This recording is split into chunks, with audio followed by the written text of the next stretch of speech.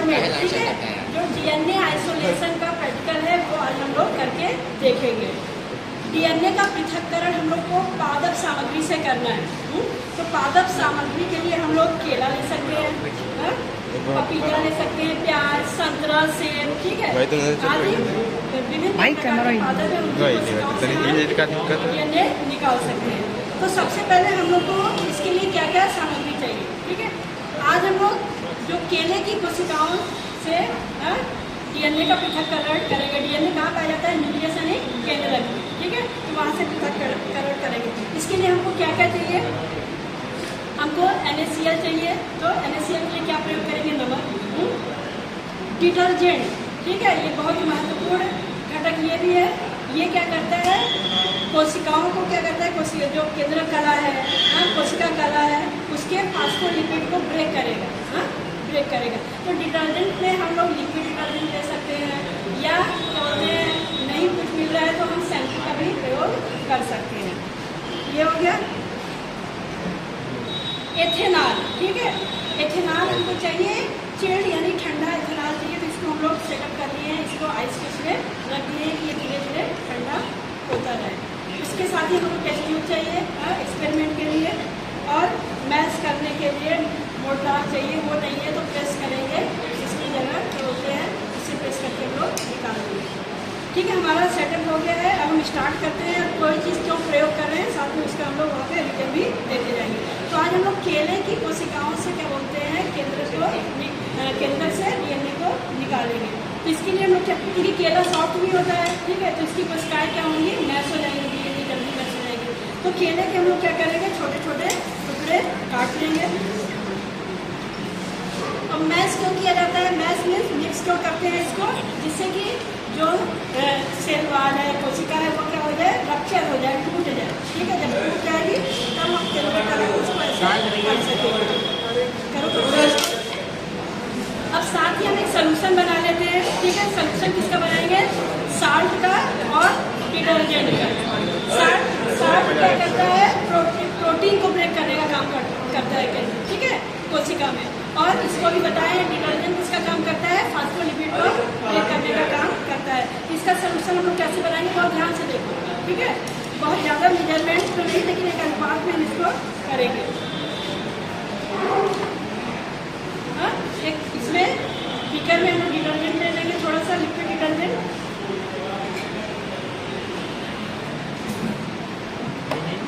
ठीक है, मान लो इतना ले लिया है। अब इसमें 1 चम्मच के करीब इसमें हम क्या डालेंगे? साल्ट डालेंगे। बहुत इजी है, इसको आप अपने घर में भी इस प्रयोग को कर सकते हैं। और डीएनए यदि प्रोसेस सही तरीके से करोगे तो डीएनए का आइसोलेशन बहुत ही अच्छे से हमको दिखाई देगा। ठीक है, एक्सप्लेन कर दिया। क्योंकि डेंस है तो हल्का सा इसमें पानी डाल लो, ठीक है, पानी डाल लेते हैं, बहुत ज़्यादा नहीं डालेंगे। अब इसको हम क्या करेंगे? स्टिर कर लेंगे यानी मिला लेंगे।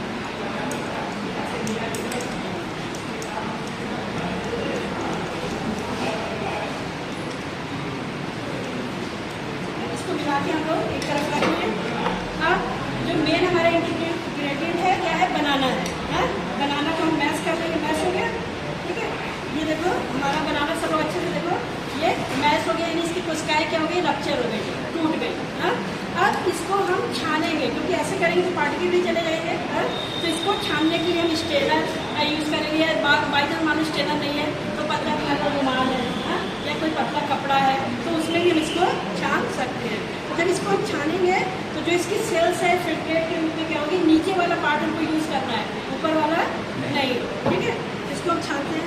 थोड़ा सा इसमें भी वाटर मिला लेते हैं, डिटेल्स में लगा है, ठीक है।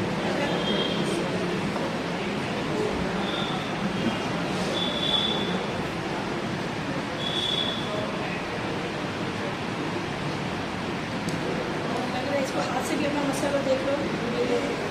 अब इसको हम क्या करेंगे? छानेंगे। तो इसमें अच्छे से इजी छन जा रहे हैं। और जो बचा है उसको ऐसे कर लेंगे। जितना आप छान सकते हैं उसको छान लीजिएगा। तो ये हमें क्या मिल जा रहा है? बनाना की कोशिकाओं का एक्सट्रैक्ट।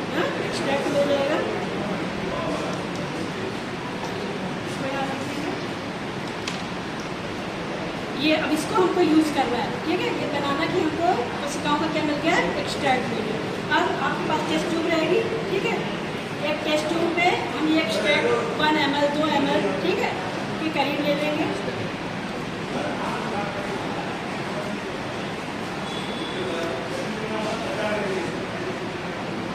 मालूम इतना ले लिए। हाँ, अब जितना हम फिल्ट्रेट लिए हैं बनाना का, ठीक है, इतना ही ये जो सोल्यूशन बनाया है, किसका सोल्यूशन है, डिटर्जेंट और साल्ट का।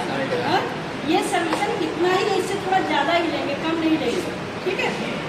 और ऐसा भी तुम लोग कर सकते हो, दोनों को एक साथ पहले भी मिला के रख सकते हो, ठीक है।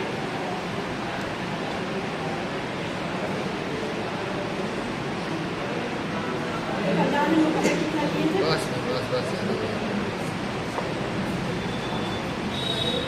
अच्छे से इसको मिला लो। यहाँ मिक्स हो गया। अभी क्योंकि डिटर्जेंट है तो थोड़ा शैम्पू उसका झाग कैसे कुछ रहेगा। और कोशिश करिए इसको बना के 5 मिनट पहले रेस्ट करने को रख दीजिए, ठीक है। जब रेस्ट करने को रख दोगे तो थोड़ा अच्छा ज़्यादा अच्छा हो पाएगा। ये हमारा ऐसे ही है, तैयार हो गया। अब जो चिल्ड एथेनॉल है, मेन इसका काम है, क्योंकि ये चिल्ड नहीं रहेगा तो ये क्या बोलते हैं, डीएनए हमारा ऊपर नहीं आएगा। एथेनॉल का क्या काम होता है, ये जो घुलनशील डीएनए है कोशिका में, हाँ, इसको क्या करता है, ऊपर अघुलनशील अवस्था में लाता है, तो वही हमको ये दिखाई देता है। तो एक टेस्ट में हम लोग ले ले रहे हैं एथेनॉल, मेथेनॉल या बाइटन नहीं मिल रहा है तो किस चीज़ का यूज कर सकते हैं, सैनिटाइजर का। हाँ, सैनिटाइजर में भी क्योंकि एथेनॉल और आइसोप्रोपेनॉल होता है, ठीक है। 5 मिनट हो गया। हाँ, अब जितना ये दोगे, ये हमारे पास एक्सट्रैक्ट है, बनाना सेल है, और क्या है साथ में, डिटर्जेंट और साल्ट का सोल्यूशन मिक्स है। अब ये जितना, ये ध्यान सुनो, ये जितना है, ठीक है।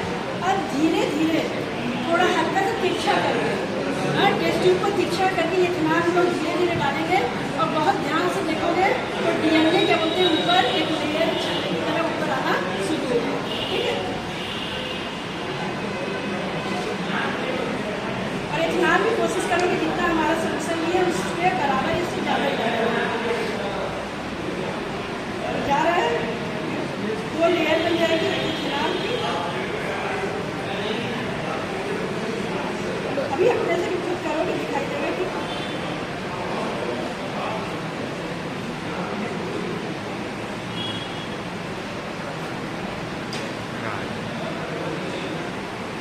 देखो ऊपर की ओर आ रहा है, ठीक है। ये अभी ऊपर की ओर धीरे धीरे आ जाएगा।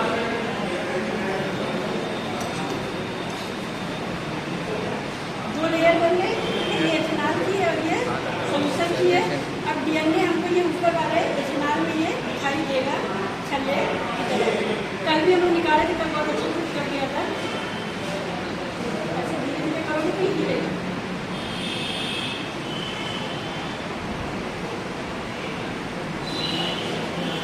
ठीक है, इस तरह हम लोग डीएनए का एक्सट्रैक्शन कर सकते हैं, पादप सामग्री से केला है, बनाना है, संतरा है, इससे कर सकते हैं। Okay, clear.